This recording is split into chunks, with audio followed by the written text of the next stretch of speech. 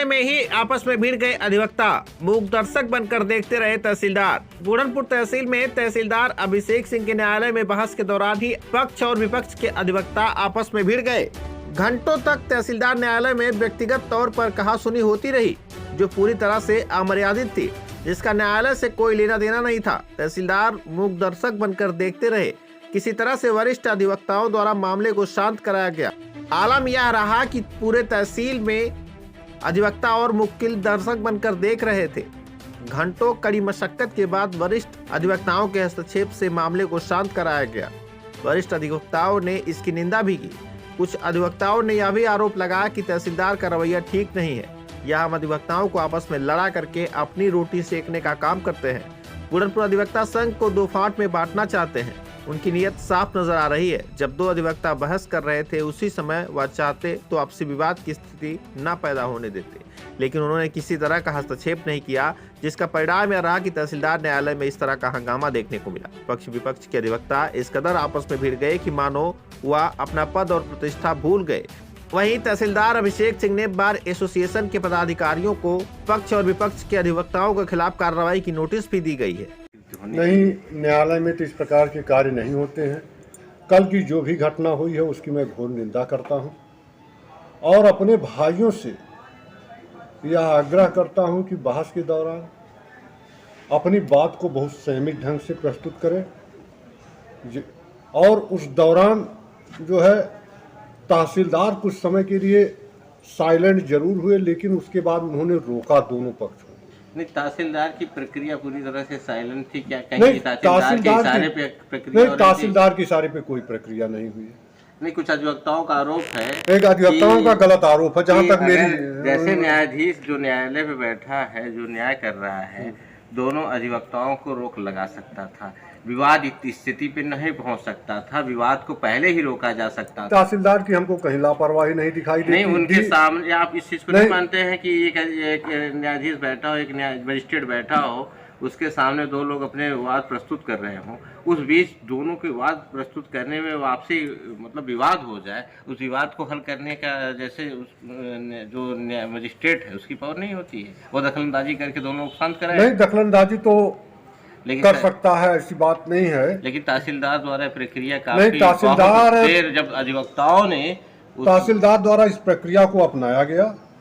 जिन अधिवक्ताओं ने कहा है, जहां मैं भी उस न्यायालय में मौजूद था, तहसीलदार द्वारा इस प्रक्रिया को अपनाया गया और दोनों लोगों से आग्रह किया गया है कि आप लोग अपनी बात शालीनता से रखें। अच्छा, ऐसा क्या हो गया जिसमें दोनों अधिवक्ता आपस में भिड़ गए? अब भाषा की बात थी। भाषा, ऐसा संसदीय भाषा का प्रयोग? अब असंसदीय भाषा हमारे कानून में किस तरह से है? मैं कहता हूं, बहस के दौरान जो भी अधिवक्ता बहस करें वह मर्यादित ढंग से अपनी बात को रखें। वह फाइल में बहस करने गए हैं, ना कि किसी अधिवक्ता से वाद विवाद करने गए हैं।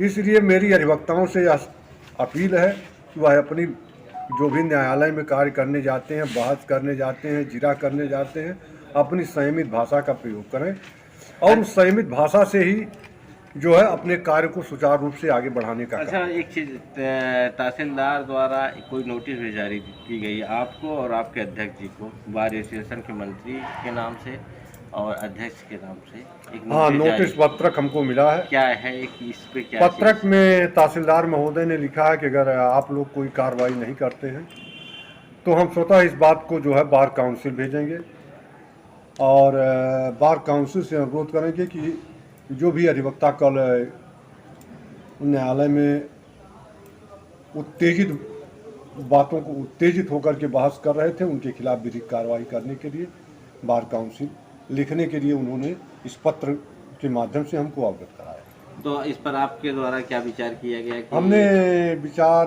किया है, हमने अध्यक्ष जी से ही राय मशवरा लिया है और अध्यक्ष जी ने कहा है कि एक मीटिंग आहूत कर लीजिए। चूँकि आज शनिवार था इसीलिए मीटिंग आहूत नहीं की गई है। मीटिंग मंगलवार को हम आहूत करेंगे और इस पर जो हमारे अध्यक्ष जी दिशा निर्देश देंगे उसके अनुरूप हम उन लोगों पर विधिक कार्रवाई करेंगे। क्या विधिक कार्रवाई में आप क्या कर सकते हैं? आपको क्या जो भी हमारे संघ संगठन में विधिक कार्रवाई की व्यवस्था होगी उस अनुरूप हम नहीं, कार्य जैसे विधिक कार्रवाई में क्या इनके जो बार काउंसिल के रजिस्ट्रेशन को निरस्त भी किया जा सकता है? हाँ, ये है बार काउंसिल चाहे, मैं तो नहीं निरस्त कर सकता, मुझमें वह पावर नहीं है, लेकिन बार काउंसिल चाहे तो अधिवक्ताओं इस तरह के कृत्य करने वाले अधिवक्ताओं की प्रैक्टिस पर रोक लगा सकती है। तो आगे की प्रक्रिया क्या मानी जाए? आपके द्वारा न्याय किया जाए?